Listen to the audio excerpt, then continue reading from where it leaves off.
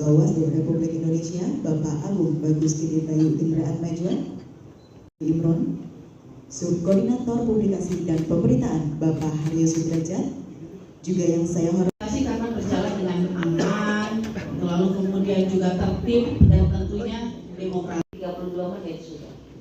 Nah ini, dalam diskusi saya dengan teman-teman radio, sebenarnya pendengar radio itu nggak pendengar radio itu masih bertahan. Itu gimana ya? Kenapa itu bisa terjadi dan dibiarkan oleh Bawaslu? Loh, kalau satu tapi nggak lapangan mata kosong. Kalau Banjarbaru itu kan prosesnya adalah laporan yang masuk ke Bawaslu di provinsi, lalu diproses, lalu kemudian ujungnya adalah seperti itu, rekomendasi yang kemudian ditindaklanjuti oleh KPU. Secara teknis, ketika Bawaslu memutuskan sesuatu, maka kacamata Bawaslu itu kacamata norma, regulasi. Setiap laporan harus ditindaklanjuti, begitu ujungnya A, maka dia harus sampaikan A.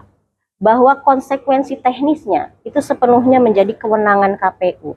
Konsekuensi teknisnya itu maka otomatis menjadi kewenangannya KPU, ya kan?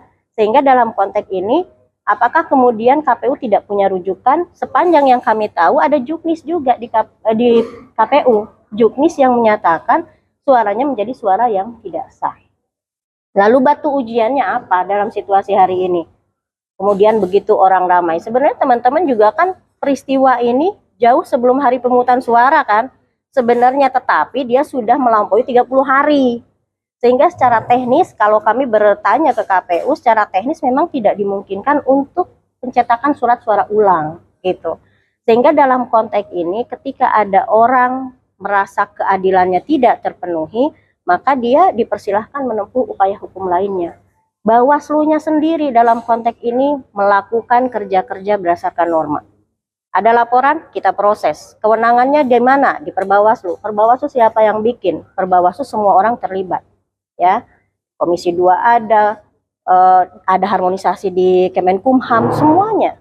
Sehingga ketika proses ini berjalan secara norma, harusnya bisa diterima semua orang. Ada yang merasa keadilannya tidak terpenuhi, ya silahkan tempuh mekanisme hukum yang lain. Tapi secara teknis di KPU koridornya.